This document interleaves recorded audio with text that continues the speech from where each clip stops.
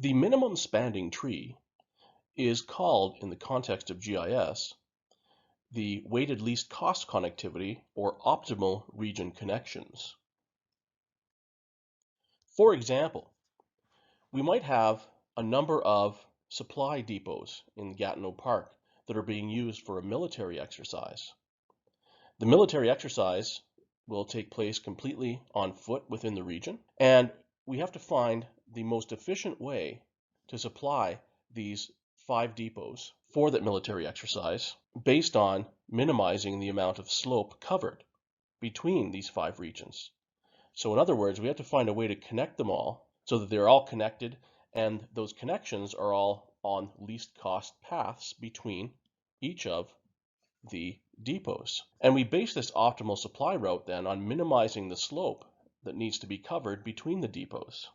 In ArcGIS Pro, the connectivity tool produces a least cost network of paths, which is a set of edges and nodes, we'll see that at the end, and finding within those set of edges and nodes the minimum spanning tree. That's the graph network name for this particular approach or algorithm. The connectivity tool produces in total for the entire network that it finds, maybe it finds here to there, to there, and to there. That's possible. But that path between all of the different locations is the total least cost way of getting to each one of them. And we call that a connected graph or connected optimal route in this case. We can utilize this approach as long as we have 2 or more sources, and the sources here are points, locations, but they could also be regions as well. So features. In this case, what's required for this type of analysis is pretty much the same as the other ones. We need to have a total cost raster. And in our case, the cost raster will be slope, and we want to minimize the amount of slope or the total slope that one has to traverse across space to connect these 5 locations. So the 5 depots then are called the region data in the context of the connectivity tool. The connectivity tool then will produce that path, and we can do that in Python very easily. We start with our basic imports, and this time we're going to use the raster of the entire region of Gatineau Park, which is in the same data folder, C31G12101. So we assign that to a raster variable just called eras here. Then we get our cost by getting the slope of eras. Next, we take our supply depots, which are a vector layer of points, and we just store that reference in destinations here as a Python variable. So now we have a Python variable referencing supply depots, which are the points or regions, and cost, right here, is a raster variable, which it represents total cost.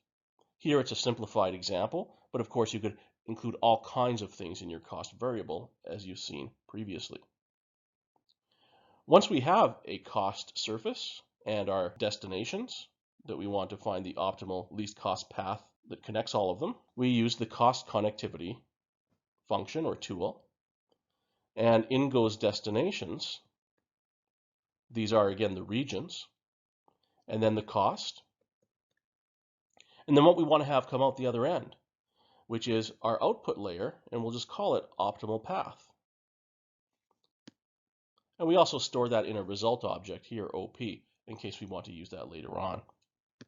And that's all it takes to do a cost connectivity or least cost connectivity or minimum spanning tree for these 5 locations. This is the result. So these lines here, as you can see, connect all the different locations, 1, 2, 3, 4, and 5.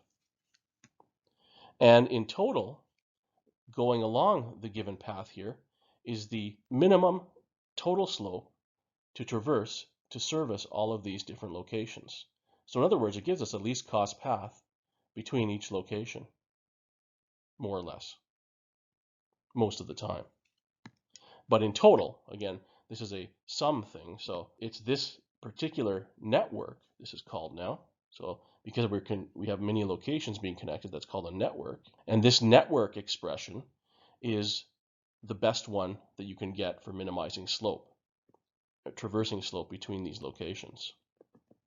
Because there are many other types of networks you would have in here. We could have a connection between 1 and 5, 1 and 3, 1 and 4 directly, 2 and 4 directly up here, 2 and 1, etc. So there's many possible connections, and the algorithm that the cost connectivity uses searches those to minimize the total cost of traversing that network and keeping it connected. That means that every point is accessible along that network route. To understand a little bit how this works, let's look at the example here. Here we just have 3 points for simplicity. Just like we could say we had 3 depots. And we have least cost paths going between them. And the total cost of each path is given here. So for example, from A to C, the total cost is 8 cost units. From C to B, the total cost is 4. From A to B, you can see the line here, the total cost is 10. So in terms of what happens, or to develop an algorithm to find which of these would be the best way to connect all 3 of the locations in terms of total cost, we then convert this into a graph representation. And that looks like this. A graph representation is simply an abstraction of what we just saw on the map. All we need to represent here are our nodes, A, B, and C, and then the weights, which is the cost distance, or total cost distance, a cumulative cost distance, between each of the nodes. So A, B, C, and A. Next, we look at the total cost of going, let's say, from A to B to C by summing up the costs along the edges. So to do so, ABC, the total is 14 cost units. And then we try a different configuration. ACB, A to C to B, and that cost is 12. And then B to A to C, and that total cost would be 18. So out of these different solutions, or possible network graphs, the minimum is that one, A to C to B, and this is bidirectional. In other words, it's called an undirected graph. A to C to B is the same as B to C to A, would also equal 12. So we don't have to check that particular solution. So this is now the optimum least cost path between all of the 3 locations. So we utilized what's here is called a brute force algorithm. In other words, we checked every combination of possible edges to see which ones would be minimum, and we found that in our case ABC was minimum at 12 total cost units. That's not efficient for larger data sets, and so there's a number of algorithms that are used to solve the minimum spanning tree problem, and they're generally special cases or based on what's called a greedy algorithm, and you can look that up online if you want to know more about it. But for this particular example, and for any minimum spanning tree, it's connecting all nodes. So all nodes must be connected and traversable for the minimum spanning tree to be the correct solution.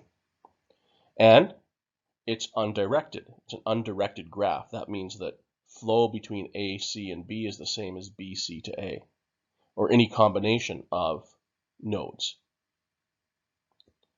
There are no loops or cycles. So we can't go from B, C to A or have this one included in the minimum spanning tree, because then we have a cycle, and those aren't allowed. The connectivity of the entire network is minimized. So that means that in some cases, it's very possible that you're not choosing the most efficient route between any two stations. So it's possible in more complex cases that this might have been chosen instead. So that the route between, let's say, any randomly chosen two nodes may not be the optimal one to get between those two nodes. That's quite possible. The other thing that's interesting about this is that the smallest edge, that means the one with the smallest weight, will always be on the minimum spanning tree. So often many algorithms will start with that one. They just look at the edges, choose the smallest one, and then use different rule sets to go and build the minimum spanning tree, which should always be the same, despite the different algorithms. Some are just faster than others or more efficient. And that's all. So the minimum spanning tree is a graph theoretic representation, and we call it cost connectivity when we use it in the context of connecting nodes with least cost paths.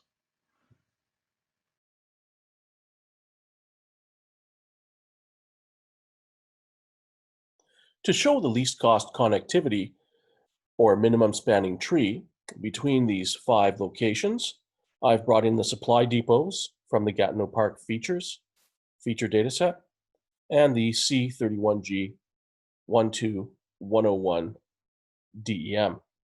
I'm just going to zoom in a bit here. There we go. And then I'll just make them a little bit bigger so they're easier to see. Make them nice red circles, and I'm going to right click, I should say on supply depots, and label. And then I'll click labeling up here, my tab for this feature layer, the labeling tab, and I'm going to increase the size of those labels so they're easier to see. There we go. So next, I'm going to go to Analysis, Environments, and I'm going to set the output coordinate system to be the same as C31G 12101. The extent to be the same as C31G 12101. The snap raster, C31G 12101. Cell size, C31G 12101. And mask, C31G 12101. And I'll click OK. Then I'll open up my Python window. I haven't reinitiated Python. This is still the same session as before. So I'm just going to check my environment settings. .snap raster. Good. Now that's been set. env.output coordinate system. .name. Good. env.cell size. Good. So those have all been passed down. So the environments have successfully changed from the Ottawa region to this Gatineau Park DEM region, which is very important. If we didn't do that, we'd have no output to look at. Now, everything would work, but we'd see no output because the mask, the extent was set to a more southern latitude than the Gatineau Park here. So the first thing I'm going to do is make a raster variable out of C31G 101. So I'll just call it DEM raster, and I'll choose the C31G 12101. Then I need to create a cost, so I'll say cost equals, and that will be the slope, just the plain old slope of DEM. I will also make a reference to the supply depots, so I'll call those the destinations, and that'll be equal to supply depots, and I'll just drag and drop so I don't have to type it. There we go. So that's just a plain string variable that references the supply depots in the contents pane. And we now have our cost layer. And I can just have a quick look at that. That's what it looks like. So we have our cost layer, and we have the supply depots for which we want to find the optimal network to connect all of them together for bringing supplies to supply those depots on foot as part of the exercise. So back in Python, I have everything I need to do the cost connectivity. So I'll call the output MST for minimum spanning tree. You could call it something else. I just chose that randomly here. And it will be cost connectivity. And then the input is the regions, which are destinations. The cost raster, we called it cost. The output feature class, let's call it supply routes.